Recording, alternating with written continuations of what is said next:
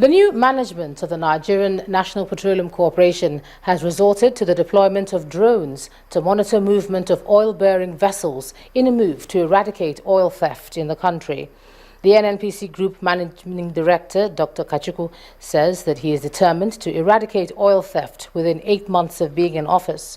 According to him, we are launching an armada of approaches, which will include incorporation of drones to check movements of vessels within our territorial waters. We are also looking at the current logistic nightmare of changing staff at the loading bay of crude oil export terminals virtually every 90 days. End of quote. Now, dozens of former NITEL staff said to have been disengaged before the privatization of the National Telephone Company are protesting in Abuja, demanding payment of their entitlements. According to the protesters, only 30% of their entitlements of about 3 billion naira was paid instead of over 9 billion that the government agency, which handled the privatization, was supposed to pay. But the agency says the matter is in court, and until there's a new ruling, there's nothing it can do. These protesters have stormed and blocked the gate of the Bureau of Public Enterprises, demanding the payment of their entitlements since their disengagement in 2008.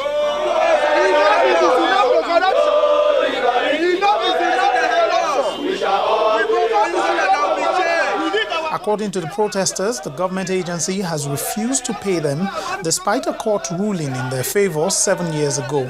The purpose of coming here is our money that they did not pay all the entitlement that we're supposed to receive.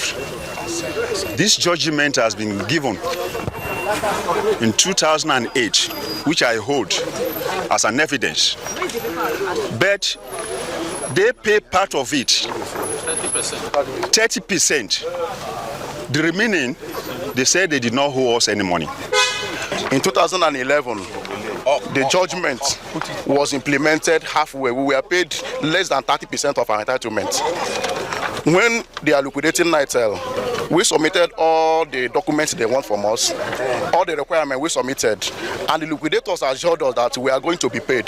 They're calling on the federal government to prevail on the agency to comply with the judgment. Whatever that is the greediness, whatever that is the problem that they are holding our money, we are pleading with them, Mr. President. We are suffering. We don't have job anymore. They sent us out, treated us like a slave for over how many years? Right from the day of after the probation, after the 6 months of NITEL, down to as much as 27 years.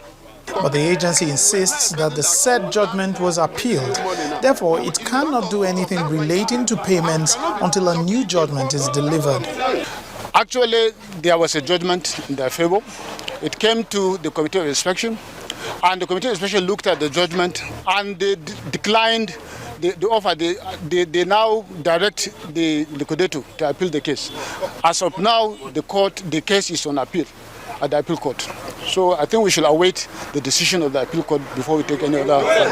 That's my view. Since 2008, disengaged staff of the Nigerian Telecommunication Limited have engaged in several protests to demand the payment of their entitlements.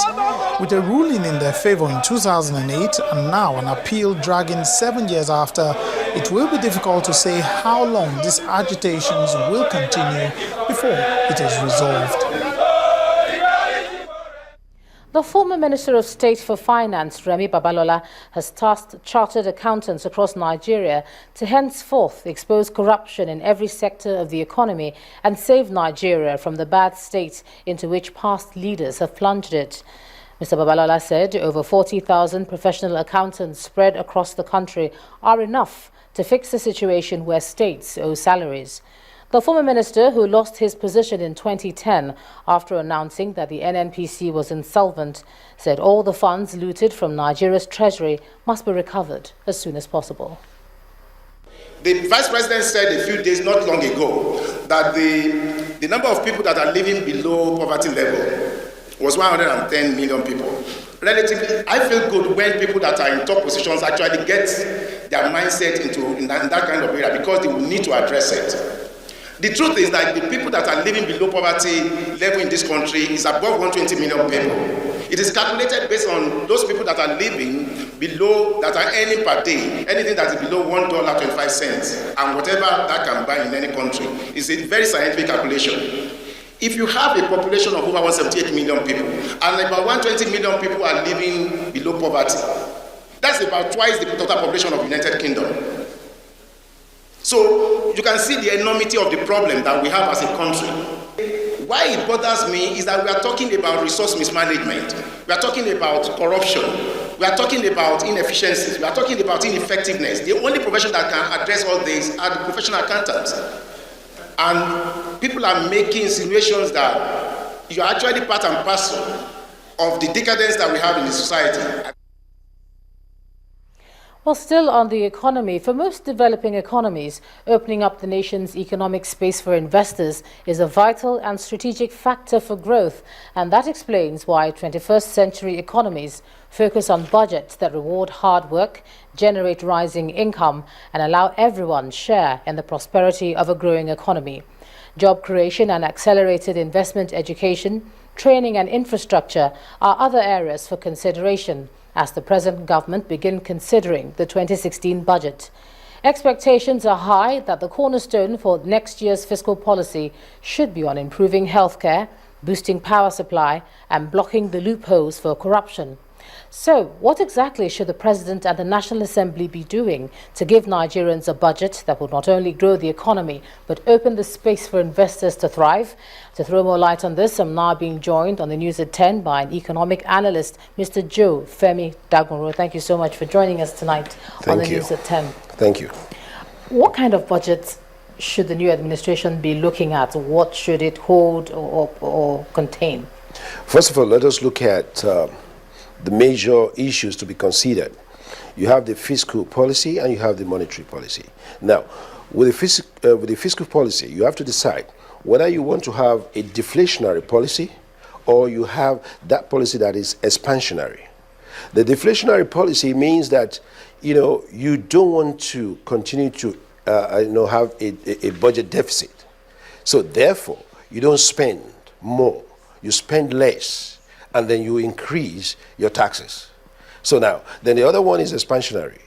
You spend and you lower taxes. So now, the government should be looking at this. Now we've heard from the president there is no money.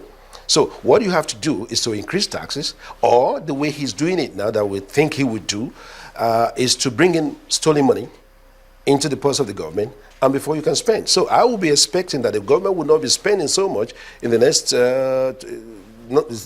budget preparation. But how quickly can stolen money be brought in? Obviously, there's the process through which that is going to be done. Are we going to wait for that before we can spend? That's a good question. But if we know that this thing can be, retrieved, and we know for a number of people, we can't just have open-end policy and say, listen, bring in the money as long as you want. We have to have a time frame. For how long are you going to do this? Who are you going to probe? What are you expecting to bring in? But in the interim, I will expect that we will have a deflationary policy, a deflationary fiscal policy to say, look, we can't spend more at this moment. And then there are tendencies that we might have to increase our taxes, the VAT, for instance. These issues have been discussed in the 2015 budget. Don't forget, it is in 2015 budget that taxes might be increased, the VAT might be increased from 5 to 10 or 15. Because the former Minister of Finance was telling us that, listen, we have the lowest VAT in Africa. So now if we have to increase that, that means the public have to prepare for this shock that will still come after this budget preparation. Let me just ask you this. Some economists accuse successive governments of not aligning our economic priorities in the short, medium, and long term with appropriation. That a lot of the time, what we need at the moment is not what we see when the document comes out. Leave implementation aside. Do you agree with that? And do you think that we're going to find ourselves there again? Yeah, I think it's about control mechanism. How do we control all this? You can plan, you can write a fine budget, but how do you execute the budget?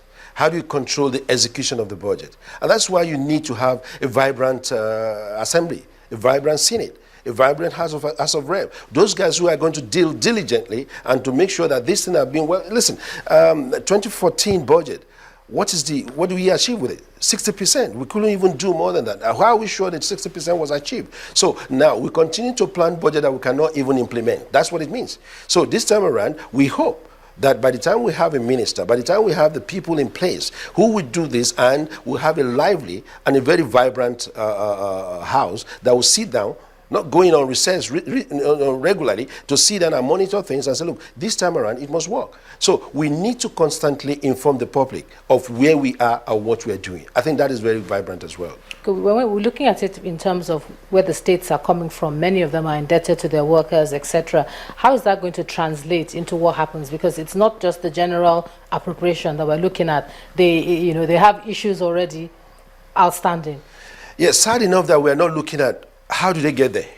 Yes. We're just talking about, listen, these governors have not been able to pay salaries for 6 months, 3 months, 9 months. So how do they get to this point?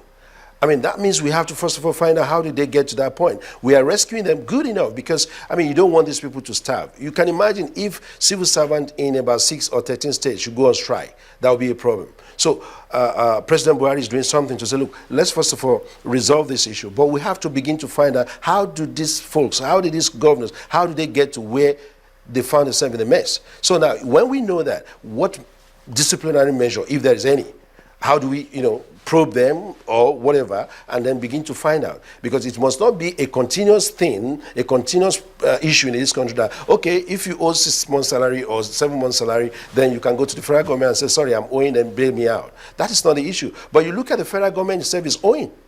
Look at the pensioners. Most pensioners, I know pensioners in my family that have not been paid for the past 3 years.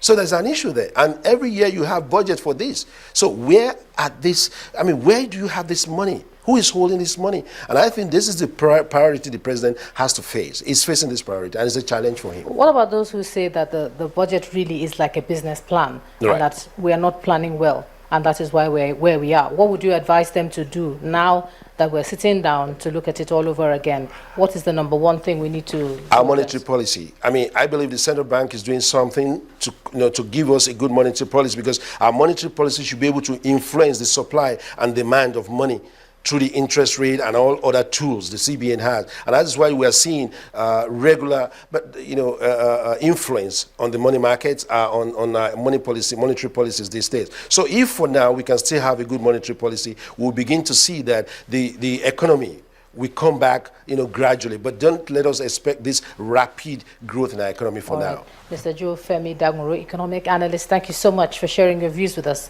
on the News at 10 tonight. Thank you. Now, when the News at 10 returns, NIMET and Nigeria Hydrological Services Agency explain the weather change in Africa. We also speak on Cape Verde hurricane. The Joy Scan.